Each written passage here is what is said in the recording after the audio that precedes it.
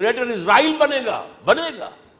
حدیث میں خبریں یہ سارے مسلمان ممالک تمہارے ہاتھ سے نکل جائیں گے مسلمانوں، یہ عراق اور اردن اور یہ اور وہ، یہاں تک کہ ترکی، سعودی عرب کا بھی شمالی حصہ نکل جائے گا۔ البتہ مدینے کا جو ان کا پروگرام ہے اس کو اللہ نہیں پورا ہونے دے گا، مدینے میں داخلے کی ان کو اجازت نہیں ملے گی۔ بہرحال یہ سارا کچھ ہونے والا ہے۔ وہ وقت بھی آنے والا ہے کہ حضور کی ایک حدیث کے مطابق ایک شخص کے 1000 بیٹے ہوں گے تو 999 ختم ہو جائیں گے، ایک بچے گا۔ یہ وقت بھی آنے والا ہے کہ حضور فرماتے ہیں اتنی بڑی جنگ ہوگی، اتنی خوریزی ہوگی کہ پوری زمین اٹھ جائے گی لاشوں سے۔ تو پرندہ جو ہے کوئی، ایک تو پرندے ہوتے ہیں کہ جو مردار خور ہے، گدھ ہے، وہ تو بڑی خوشی سے اتریں گے، تناول فرمائیں گے لاشوں کو۔ اسی طریقے سے کوے ہیں، چیلے ہیں، لیکن جو نفاست پسند پرندے ہیں وہ لاش کے اوپر اترنا نہیں چاہتے۔ تو ایک پرندہ اڑتا چلا جائے گا، اسے کہیں زمین پر اترنے کی جگہ نہیں ملے گی، لاشیں ہی لاشیں ہوں گی، یہاں تک کہ وہ تھک ہار کر اس کے جو ہے پر جواب دے جائیں گے، گرے گا تو لاش پر گرے گا۔ یہ وقت آنے والا، اور یہ یہودیوں کے ہاتھوں، یا یہودیوں کے جو سپورٹرز ہیں اس وقت، جو ان کے ہاتھ میں آلہ کار ہے، ان کے ہاتھوں آنا ہے۔ میرے نزدیک اس کام کے لیے اس ملعون قوم کو، کہ جو حضرت عیسیٰ کے زمانے سے ملعون ہو چکی ہے، اس کو باقی رکھا گیا ہے، اسے یہ موقع دیا گیا ہے۔ اس نے اسرائیل بنا لیا ہے، تقریباً 2000 سال کے بعد وہ دوبارہ آ کر آباد ہوئے اس سرزمین میں جہاں سے نکال دیے گئے تھے 70 عیسوی کے اندر۔ یہ سارا کچھ کیوں ہو رہا ہے؟ ان کا یہ استثناء کیوں کیا گیا؟ یہ بڑی تلخ بات ہے، یہ یاد کر لیجیے۔ کیونکہ یا تو قوم اسی وقت ہلاک کر دی جاتی، جیسا کہ ہوا قوم نوح، قوم ہود، قوم عاد، قوم ثمود، قوم شعیب، یہ ہوا کہ نہیں ہوا؟ اور سدوم اور عمورہ کی بستیاں جہاں حضرت لوط بھیجے گئے، اور آل فرعون جو ہلاک کیے گئے، یا تو پوری قوم ہلاک کی جاتی؟ نہیں، یہ یوں سمجھیے کہ اس پورے معاملے کو درمیان میں سے ایک وقفہ دے دیا گیا، حضرت عیسیٰ کو اٹھا لیا گیا، اور حضرت عیسیٰ دوبارہ آئیں گے۔ یہ کیوں کیا گیا؟ اب اس میں بڑی تلخ بات آپ سے کہہ رہا ہوں، یہ آپ کے لیے قبول کرنا آسان نہیں، حلق سے نیچے اٹھنے کی مشکل سے۔ اس قوم کو زندہ رکھا گیا ہے جو ملعون اور مغضوب علیہم قوم ہے۔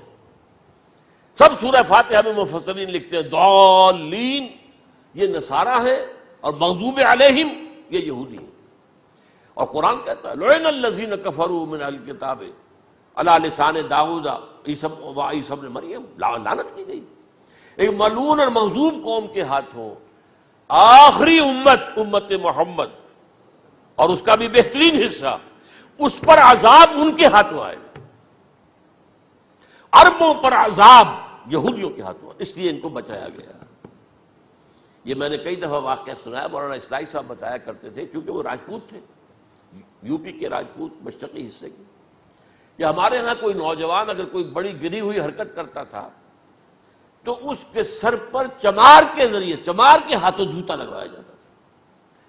اگر راجپوت کے سر پر راجپوت کا جوتا گرا تو چلو تکلیف تو ہوئی، لیکن یہ کہ راجپوت کا جوتا گرا ہے نا، پڑا ہے، لیکن راجپوت کے سر پر چمار کا جوتا، جس کو آپ انگریزی میں کہتے ہیں to add insult to injury, وہ تکلیف بھی ہے جوتا کھانے کی، اور انسلٹ ہے کہ ایک چمار مار رہا۔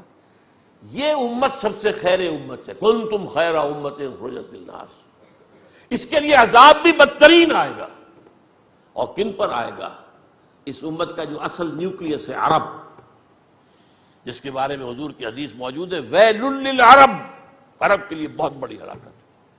اور آج ہماری نظر میں آ رہا ہے وہ ملعون اور مغضوب علیہم قوم، ان کے سینے کے اندر خنجر کی طرح بھونکی گئی ہے، اور 30 کروڑ کے قریب عرب بے حمیتی، بے غیرتی، بزدلی، کمزوری، ذلت، مسکرت کی مثال بنے ہوئے۔ کوئی بول سکتا ہے اس اسرائیل کے خلاف؟ کوئی بول سکتا ہے؟ 30-35 لاکھ آدمی ہے اسرائیل کے اندر یہودی، اس سے زیادہ تو امریکہ میں 50 لاکھ کے قریب، کل 1.25 کروڑ آدمی ہے یہ یہودی پوری دنیا کے اندر۔ لیکن دیکھیے جو چاہتا کرتا ہے، جب چاہا اس نے عراق کے ایٹمک انسٹالیشن کو تباہ کر دیا، اور سعودی عرب کی فضا میں اس کو فیول کیا ہے انہوں نے، دوبارہ ری فیولنگ جو ہوئی ہے ان کے جہازوں کی، وہ سعودی عرب کی فضا میں ہوئی۔ اللہ تعالیٰ نے یہ کوڑا ان مسلمانوں کے لیے رکھا ہوا ہے کہ جن کے رتبے ہیں سوا، ان کی سوا مشکل ہے۔ جتنا اونچا مقام اللہ نے دیا عربوں کو، ان میں حضور کو اٹھایا، ان کی زبان میں اپنا آخری کلام نازل کیا، تو ان کی ذمہ داری بھی بہت ہے۔ جن کے رتبے ہیں سوا، ان کی سوا مشکل ہے۔ یہ ہے میرے نزدیک واللہ اعلم